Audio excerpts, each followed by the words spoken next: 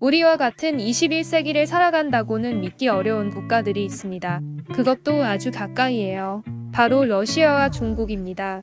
하나같이 고이다 못해 썩어버린 독재자의 지배를 받는 이 나라들은 국가 전체가 독재자 하나를 신격화하고 우상화하면서 스스로 생각하고 판단하는 능력이 거세되어 버렸습니다. 그리고 권력의 달콤함에 중독된 이 세 나라의 독재자들은 죽을 때까지 손에 쥔 권력을 절대로 포기하지 못할 겁니다. 푸틴을 보세요. 얼마 전 넘어져서 개병까지 지렸지만 여전히 본인의 야욕을 위해 전쟁을 계속하고 있죠. 수신제가 치국 평천하라 했습니다. 본인의 몸조차 제대로 건사하지 못하고 욕심을 주체하지 못해 가진 힘을 마구 휘두르는데 어떻게 치국을 논하고 평천하를 논할까요? 큰 힘에는 큰 책임이 따라야 합니다. 책임이 뒤따르지 않은 힘의 행사는 어린아이의 힘자랑과 다르게 없습니다. 일진, 양아치, 도폭 모두 똑같습니다. 사위 민폐덩어리죠. 러시아나 중국과 같은 독재국가도 마찬가지입니다. 책임없는 힘자랑에 심취한 독재자의 치하에 있는 나라는 국가 전체가 국제사회의 민폐덩어리로 전락하고 맙니다. 독재자 개인의 헛된 욕심으로 인해 수많은 생명을 쓰러지게 하는 지금의 러시아처럼요. 영화 다크나이트에서 하비 덴트는 다음과 같은 명대사를 남겼습니다. 영웅으로 죽거나 오래 살아서 악당이 된 자신을 보거나 인간은 연약한 존재입니다.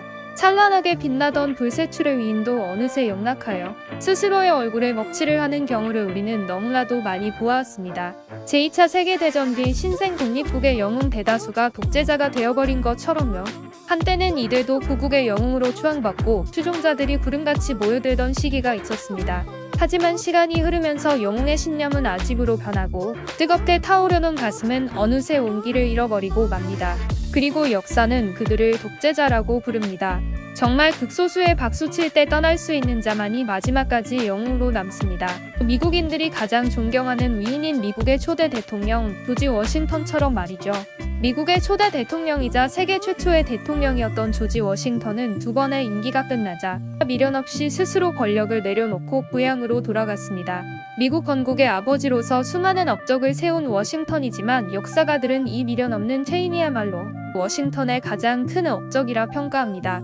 얼핏 생각하면 이게 왜 가장 큰 업적일까 싶지만 당시 시대상과 후대에 미친 영향을 생각하면 정말 역사를 바꾼 대단한 별정이라고 볼 수 있습니다. 당시의 워싱턴은 군대와 정치권 그리고 미국인들의 지지까지 모두 갖춘 완벽한 리더였고 수많은 사람들은 워싱턴의 종신 집권을 원하고 있었습니다. 당시만 하더라도 대부분의 사람들은 대통령을 왕으로 인식하고 있었거든요. 워싱턴은 미국이라는 거대한 나라의 개국 군주로서 평생을 왕으로 살 수 있었습니다. 마음만 먹었다면요. 세계 최초의 대통령이 왕이 되었다면 어쩌면 우리가 알고 있는 대통령제는 왕의 다른 이름이었을 수도 있습니다. 하지만 워싱턴은 가장 빛나던 그 순간에 미련 없이 왕좌에서 내려왔고 그 빛은 100년이 훌쩍 넘은 지금까지 찬란하게 빛나고 있습니다. 아직도 미국 국회의사당 정중앙 돔의 천장에는 조지 워싱턴이 천사들에게 둘러싸인 모습을 볼 수 있죠. 독재자들이 처음 장기 집권을 시작할 때에는 단순히 개인의 권력욕만 있는 것은 아닐 수도 있습니다. 나라와 국민에 대한 사랑, 못 믿어온 후임과 나 아니면 안 된다는 절실함, 할 수 있는 데까지 최대한 해보려는 노력 등. 하지만 유럽 속담에 이런 말이 있죠. 지옥으로 가는 길은 선의로 포장되어 있다. 그리고 나약한 인간 개인의 선의는 언제든 모두를 끔찍한 지옥으로 끌고 갈 여지를 품고 있죠. 그래서 인간에게는 자정작용을 통해 제동을 걸어줄 사회라는 시스템이 필요합니다. 독재는 이 사회 시스템을 마비시키기 때문에 그토록 위험한 것입니다. 올바르게 동작하는 시스템의 사례로 전 세계 언론들이 극찬하는 나라가 있습니다. 네, 바로 대한민국입니다.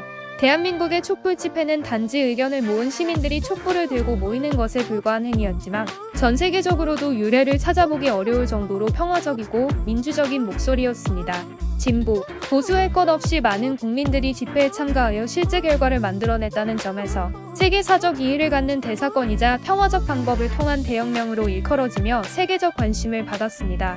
미국의 워싱턴 포스트는 대한민국은 전 세계의 민주주의가 무엇인지 보여주었다라며 극찬하였으며 인종차별로 유명한 독일조차 민주주의와 아시아 이 둘은 서로 맞지 않는 것인가. 오히려 지금은 이렇게 보인다.